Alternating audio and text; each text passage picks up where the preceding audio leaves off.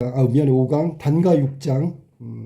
단가라는 말 자체가 벌써 글의 종류라고 봐도 돼. 단가 시조를 단가라고 하거든.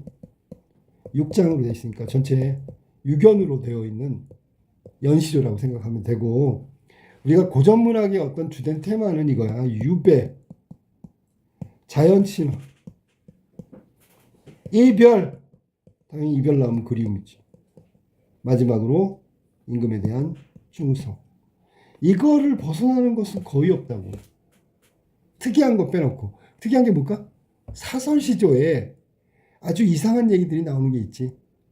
남편 흉보는 거라든지, 뭐 아니면은 뭐 민중의 분노, 막 이런 거는 좀 예외지만 대부분 여기에다 걸린단 말이야. 이거는 유배에 관한 거야. 단가 6장 유배. 자, 해석 한 번만 하면 알 수 있는 거야, 진짜로.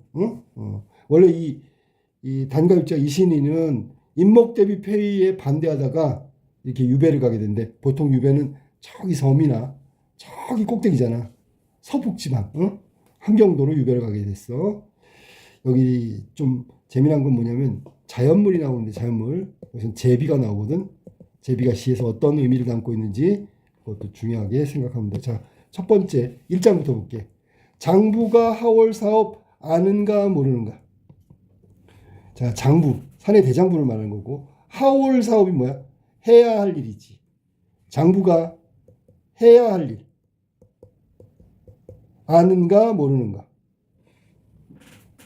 아느냐 모르느냐라고 해석하면 돼. 자, 그러면 장부가 하올 사업은 뭘까? 밑에 나왔네. 효제 충신 밖에 하올 일이 또 있는가? 없다. 서리법이지. 그러면 장부가 하올 일에 첫 번째가 뭐야? 첫 번째이자 마지막 최고는 뭐야? 효도하는 거. 뭐 삼가한다고 그래 보통. 나라에 충성하고 믿음을 지키는 거. 이게 사내 대장부가 해야 될 일, 가져야 되는 마음가짐이야. 그러면 효라는 거는 부모에 대한 효도고, 제라는 거는 형제 간의 어떤 것이 그 우애를 말하는 거고, 충성은 임금에 대한 충성, 나라에 대한 충성, 신이라는 건 벗과 벗 사이의 믿음을 말하는 거라고. 이거는 사내 대장부면, 여기서는 대장부가 꼭 해야 될 일은 이거야. 안 한가 모르는가? 왜 몰라? 알지. 그 당시에는 당연한 거니까. 어지버 감탄사 나왔고, 인도가 뭐지? 인간의 도리. 하올 일이 다만 인가하노라, 이건가하노라 그랬으니까 얘가 효제충신이 되겠지. 그러면 처음부터 끝까지 효제충신이야. 다시 한번. 어지버 사람의 도리로 하올 일은 다만 이것인가 하노라, 이뿐인가 하노라. 이게 뭔데? 효제충신. 그럼 장부가 반드시 해야 될 건 이거밖에 없다. 두 번째, 남산에 많던 솔 밑줄 쳐봐. 솔이 뭔지? 우리가 보통 소나무를 솔이라고 하는데, 소나무의 상징성은 지조와 절개를 의미하지. 절개. 끝까지 굽히지 않는 거야. 한 임금만 섬기는 거야. 보통 소나무, 대나무, 매화, 뭐 이런 경우에는 보통 충신이라고 얘기하고 절개 지조를 의미한다. 여기서 똑같아. 남산은 임금님 계신 궁궐의 앞쪽에 있는 산을 남산이라고 부르는 거야. 남쪽이 아니고 앞쪽이야. 지금 서울 남산이 그거야. 경복궁의 앞쪽에 있는 거야. 알았니? 자, 그 많던 소나무 다 어디로 갔단 말인가? 하나도 없단 말이야. 왜 없어? 그랬더니 난 후에, 난이 뭐야? 임진왜란 후에 부근이라고 하지. 부근은 근자는 도끼인데, 부는 더 큰 도끼를 말하는 거야. 그러면 큰 도끼, 작은 도끼가 그다지도 날날치고. 자, 그러면 크고 작은 도끼들이 날쌔게 소나무를 다 베었구나. 그러니까 그 많던 소나무가 다 없어져 버렸지. 됐습니까? 두어라. 우로. 자, 우로 밑줄 치고. 원래는 비와 이슬이지, 그지? 우로는 여기서는 비와 이슬인데, 우로 곧 깊으면 다시 볼까 하노라. 그래서 여기서 비와 이슬을 이루는 말인 동시에 여기서는 어떤 충성심, 인재의 어떤 뭐 간절한 소망, 뭐 이런 거야. 우로 곧 깊으면, 우로가 이 비하고 이슬이니까 얘를 받아서 소나무가 다시 자랄 수 있다 라고 얘기한 거지. 그러니까 인재가 소망하는 건 위에서 말한 대로 절개와 지조 깊으면 다시 소나무 충신이 많아질 거다라고 얘기한 게 이작이란 말이야. 자, 그 다음에 나왔어. 아까 자연물 나온 거. 창밖에 새우가 가늘새에 비우니까 가랑비. 뜰가에는 제비가 나니. 자, 봐라. 이거 맨날 떠드는 거 이거. 창밖에 새우 오고 뜰가에 제비 나니. 자, 색깔 맞췄다. 대꾸법이잖아. 이런 거 대꾸법이라고 하는 거잖아. 자, 창밖에는 가랑비 오고 뜰가에는 제비가 막 날아다녀. 제비. 적객. 저 유배지에 있는 여기는 이신이 자신이야. 회포는 무슨 일로 끝이 없어. 그렇겠지. 여기 회포라는 게 마음속에 품은 건데 당연히 이거는 시름이겠지. 야, 임금이 나를 버렸어. 나는 이제 부모님께 효도도 못해. 다시 돌아가고 싶어. 뭐 여러 가지 감정이 있을 거 아니야. 그런 것들 다 합쳐서 시름이라고 할게. 그 회포는 무슨 일로 끝이 없어. 그러니까 시름이 많다는 얘기지. 저 제비 비 의태어라고 봐야 되겠지. 날아가는 모양. 한숨 겨우 하노라. 그렇다면 여기 지금 한숨이 왜 나올까요? 그러면 제비는 날아다니잖아. 적객은 유배지에 갇힌 신하니까 완전 대조적인 거지. 그지? 제비가 마음껏 나는데 나는 움직이질 못해. 그러니까 한숨이 많이 나올 수밖에 없죠. 이해됐어? 무슨 말인지? 제비는 화자가 지금 처해 있는 그 상황에서 시름을 더 많이 깊게 만드는 자연물 대상이란 말이야. 그러면 대조적 의미의 시어라고 볼 수 있겠네. 적객을 화자라고 보고 제비를 자유로운 존재라고 본다면 둘은 대조적 의미를 갖고 있다고 생각해야지. 그러니까 제비의 자유로움을 보고 이신이 적객은 더욱더 시름이 높아간다, 깊어간다 라고 생각하면 돼. 그러니까 대조적 의미다. 제비를 보고 그런 시름이 깊어졌다. 자, 그 다음에 적객에게 벗이 없어. 자, 유배지에서 벗이 있을 적이 없지. 공량은 보통 대들보를 말하지. 대들보 이렇게 천정에 보면 이렇게 가로로 쫙 있고 거기에 뭐가 있어? 제비가 있단 말이야. 적객은 아까도 얘기했지만 귀양살이하는 지금 이신이를 말하는 거고, 종일하는 말 무슨 사설을 하는지고. 자, 그럼 종일하는 말이라면 하루 종일 떠든단 말이야. 찍찍찍찍거리고 있어. 어지버 감탄사고 내 풀어낸 시름은 널로만 하노라. 노라 1인칭이니까 나는 너를 통해서 할 수 있다. 그러니까 여기서 제비는 화자의 시름을 풀어주는 존재지. 내 대신 떠들고 있는 거야. 알았어? 그 다음에 제비가 벗이 돼서 내 시름을 풀어준다.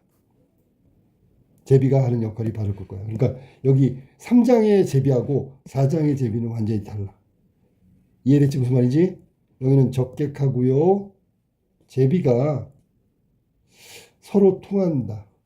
유사하다. 완전히 3장의 제비하고는 정반대라고 생각하면 돼. 화자의 시름을 풀어주는 존재, 화자의 시름을 풀어내는 통로, 제비를 통해서 시름을 풀고 있다. 그 다음에 널로만, 노만 동그라미 줄게. 이거 비격격 주사지, 보다. 청산별공에 나오는 거야. 너보다 많은, 시름이 많은 할 때 그 보다가 널로만이야. 하노라, 노라는 1인칭이야. 그러니까 나가 없었지만 나를 써주면 되고요. 나는 뭐 이렇게. 그 다음에 너보다 하노라 많구나 뭐 이런 얘기야. 그러니까 영탄법이라고 해도 되겠지. 일단 여기서 중요한 건 제비란 말이야. 그 다음에 인간의 유정한 것은 명월밖에 또 있는가. 인간이라는 게 인간 세상을 말하는 거지. 그지? 우리가 보통 다른 말로 속세라고 부르지. 홍진, 이것도 붉은 먼지, 풍진, 바람 먼지, 진세, 먼지 같은 세상, 인간, 사회, 이거 전부 다 인간 사회 속성을 말하는 거야. 그러니까 여기 지금 인간 사회의 유정한 것, 정이 있다라는 얘기가 뭐냐면 서로 관계가 있고 끈끈한 벗이 있다면 명월밖에 또 있는가? 없다. 선의적 표현이야. 명월만 그렇다는 얘기야. 천리를 멀다 아니여. 천리를 멀다고 하지 않고 이 천리는 뭔데? 천리가 바로 지금 유배지지 유배지. 서울에서 멀리 떨어진 유배지. 천리를 멀다 하지 않고 간 데마다 따라오니 여기까지 따라왔단 말이야. 다른 사람은 나를 다 버렸는데 나의 친한 벗들도 나를 버렸는데 명월은 끝까지 유배지까지 따라온 거야. 그러니까 유정한 벗이라고 특별히 의미를 부여한 거지. 어지 뭐 반가운 옛 벗이 다만 너인가 하노라. 그래서 너는 의인법이고 달을 말하는 거다. 명월. 자, 이 천리가 그 서울에서 가다가 보면 그 관동별곡의 관자가 바로 그게 관문을 말하는 거거든. 관문 바깥에까지 거리가 천리 정도 되는 함경북도, 관동, 관북, 관서지방이라고 할 수 있어. 알았니? 그러면 여기 천리는 실제 거리는 아니고 정서적 거리라고 보통 얘기하지. 뭐라고? 정서적 거리. 정서적 거리. 그리고 의미는 아주 멀리 떨어진 곳. 이 정도로 해석하면 되겠지. 그지? 그 다음에 마지막 6장을 한번 볼게요. 6장. 설월. 자, 눈이 쌓여있고 달이 떴어. 설월에 눈이 있는데 달빛이 비치는 거지. 매화를 보려고 아까 나왔었는데 매화가 뭐지? 지조, 절개, 충절의 상징이지, 그지? 매화를 보려고 잔을 잡고 창문을 열었다. 술잔을 잡고 창문을 열었어. 섞인 꽃 여윈 속에 잡는 것이 매화 향기로다. 섞인 꽃 여윈 속에. 그러면 생각해봐. 이 겨울인데 매화가 막 여기저기 막 많이 펴있지는 않겠지, 그지? 눈 속에 살짝 피어있는 한두 송이. 근데 향기가 잦아든다. 어지보 호접 동그라미 칠래? 아주 중요한 시요. 호접 호랑나비. 여기서는 임금이겠지. 왜냐하면 매화가 충절의 상징이니까 충신. 여기서는 화자라고 할게. 화자라면 호랑나비가 매화 꽃에 찾아와야 될 거 아니야. 이 향기를 알면 이 향기가 뭐야? 충절, 지조절개, 충절, 애끈일까 하노라. 자, 그럼 결국은 애간장이 끊어진다, 가슴 아파한다, 뭐 그런 얘기야. 자, 이게 지금 1장부터 6장까지. 아까 공양이 대들보라고 얘기해 줬지, 그지? 자, 그럼 정리 한번 해볼까? 처음부터 끝까지 생각해봐. 유배지에 와가지고 유배지에 와가지고 외로운 회포 얘기했는데, 자, 이게 내용을 한번 볼래? 내용? 야, 지금 보니까 선생님 보니까 장부가 할 일이 효제 충실이라 했잖아. 그러면 이 화자는 자기가 할 일을 한 거야. 엄격하게 말하면 자기가 상소를 올린 건 이목대비 폐위에 대해서 상소를 올린 건 효제 충신, 즉 장부가 할 일을 한 거야. 이해됐니? 평소에 이런 걸 지키고 있으니까. 이게 인간의 도리라고 했으니까. 그래서 유배를 간 거고, 자신이 상소를 올리는데 그것이 옳은 일인데 아무도 동조하지 않아. 그러니까 남산에 많던 소나무가 충신들이 다 어디 간 거야. 바른 말을 하는 사람이 없네. 그러니까 2장이란 말이야. 그 다음에 유배지에 가서 제비를 통해서 시름이 깊어지고, 제비를 통해서 시름을 풀어내고, 그 다음에 명월을 보면서 아무리 먼 곳까지 따라오는 너밖에 없다라고 얘기한 거야. 여기 자연 친화하고 상관이 없어. 의리 있고 나를 끝까지 버리지 않는 건 명월밖에 없단 말이야. 마지막에 매화 충절이고 호접, 호랑나비, 임금이 이 향기를 맡으면 애간장이 끊어질 거다라고 얘기하면서 끝났다고. 자, 여기서 우리가 알아볼 건 이거다. 뭐냐면 이미지 한번 볼까? 이미지. 자, 시각적 이미지부터 볼게. 시각적 이미지. 남산에 많던 그 소나무 어디 갔단 말이냐. 시각. 그 다음에 두 번째 시각은 창밖에 새우 오고 뜰가에 제비가 나니, 요것도 시각이야. 그 다음에 저 제비 비비 보고가 아예 나왔지, 그지? 그래서 이게 바로 시각적이다. 시각적 이미지를 동원한 거야. 그 다음에 두 번째는 청각적 이미지. 아까 나왔던 제비겠네. 그럼 제비 어디 있어? 적대 계포는 무슨 일로 끝이 없어. 이거 말고 그 다음 거. 아, 여기 있네요. 자, 보세요. 요거예요. 종일토록 무슨 사설을 하는지고. 자, 그러면 요게 바로 청각이 되겠지. 알았어? 요거야. 마지막 이미지. 후각. 섞인 꽃 속에 여인 속에 향기가 잦아든다. 자, 잦아든다. 요게 후각이다. 이해됐지? 그래서 후각은 여기 여인, 섞인 꽃 여인 속에 잦아드는 것이 향기로다. 이게 중요한 대목이다. 그래서 이미지는 세 가지. 다시 한번. 창밖에 새우고 뜰가에 제비가 나니. 두 번째, 저 제비 비비를 보고. 그 다음에 세 번째는 위에 있지. 남산에 많던 소나무 어디 갔단 말고. 요거 시각적 이미지라고 얘기했고, 그 다음에 두 번째 청각적 이미지는 지금 말한 대로 요 부분이지. 종일 하는 말이 무슨 사설 하는지고. 이거 청각적 이미지. 마지막 후각적 이미지는 여기 나온 대로 섞인 꽃 여인 속에 잦은 것이 향기롭다. 이 부분이 후각적인 이미지를 내세웠다. 그 다음에 제비. 아까도 얘기했지만 제비, 3장의 제비와 4장의 제비는 완전히 역할이 다르다. 의미가 다르다. 3장에서는 시름이 깊어가게 하는 거고 4장에서는 시름을 풀어주는 거라고. 여기는 부정이고 여기는 긍정이라고 보면 되겠네. 이해됐어? 여기는 정반대고 여기는 거의 유사한 통로가 된다 그랬어. 알겠지? 자, 그 다음에 마무리는 뭐냐면 단가 6장에 보면 자연물이 많이 나오는데 제비 말고 또 나와. 남산 나오지? 여기서는 아까 선생님이 궁궐, 임금님이 계신 궁궐 앞에 있는 사람을 남산이라고 했잖아. 그냥 궁궐이라고 생각해도 돼. 왜냐면 임금 계신 곳이야.